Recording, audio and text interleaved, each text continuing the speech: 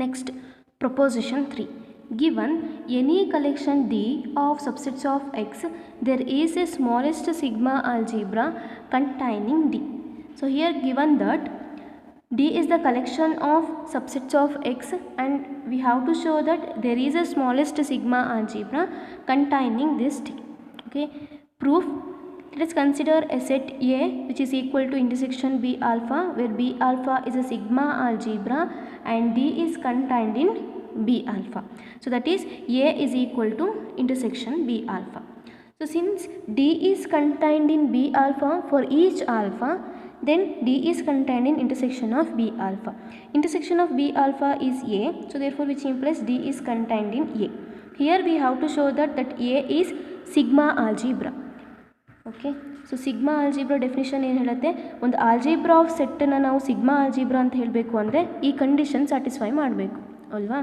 So ನೀವೊಂದು ಕಲೆಕ್ಷನನ್ನು sigma algebra ಹೇಳಬೇಕು ಅಂದರೆ ಫಸ್ಟ್ ಆ ಕಲೆಕ್ಷನ್ನು ಆಲ್ಜಿಬ್ರಾ ಆಫ್ ಸೆಟ್ ಆಗಿರಬೇಕು. ಸೊ ಹಾಗಾಗಿ ಇಲ್ಲಿ ನಾವು ಫಸ್ಟ್ ಏನು ಪ್ರೂವ್ ಮಾಡಬೇಕು ಅಂದರೆ A is an algebra of set ಅಂತ ಹೇಳಿ ಪ್ರೂವ್ ಮಾಡಬೇಕು. ಓಕೆ, ಸೊ ನಾವು we have to show that A is an algebra of set. So algebra of set ಅಂತ ಹೇಳಿದ್ರೆ that collection A satisfies these two conditions.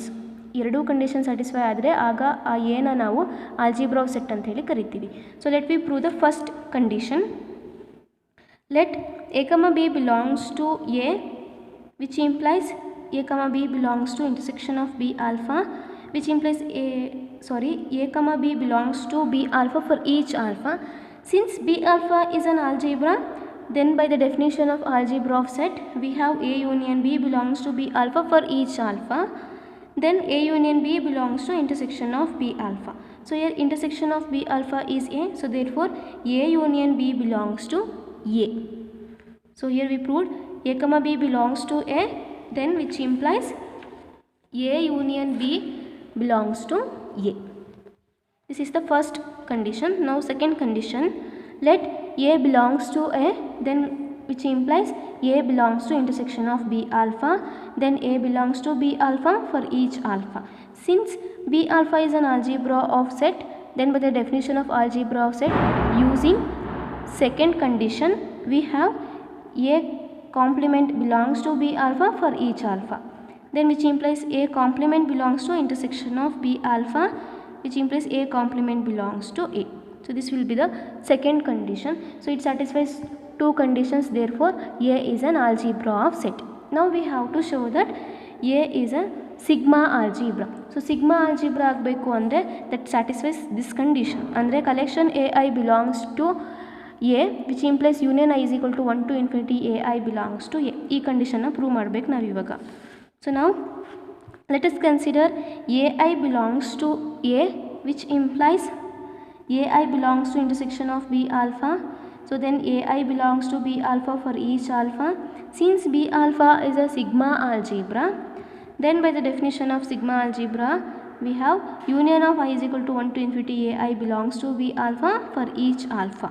So then which implies union I is equal to 1 to infinity AI belongs to intersection of B alpha, then which implies union I is equal to 1 to infinity AI belongs to A. So therefore A is a sigma algebra. Now we have to show that A is the smallest sigma algebra containing D. Let us consider C be any other sigma algebra containing D. Means D is contained in C. Now since D is contained in C and D is contained in intersection of B alpha, so therefore C is equal to B alpha for some alpha. So clearly intersection of B alpha is contained in B alpha. Intersection of B alpha is nothing but A. So that A is contained in B alpha. Here we get B alpha is equal to C. So therefore we get A is contained in C. So here we know that D is contained in A and similarly D is contained in C. So here A is contained in C means this will be the smallest sigma algebra, right? So therefore A is the smallest sigma algebra containing D, and hence the proof. Next definition. Let A be the collection of all the subsets of X. A function mu from A to closed interval 0, infinity is called a set function. So this function is called a set function.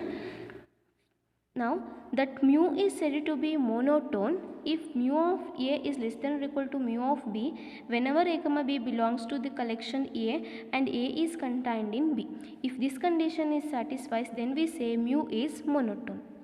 Second one, mu is said to be finitely additive if mu of union I is equal to 1 to n ai is equal to summation I is equal to 1 to n mu of ai whenever a1 a2 so on up to an belongs to A such that ai intersection aj is equal to mt for I not equals to j and union I is equal to 1 to n ai belongs to A.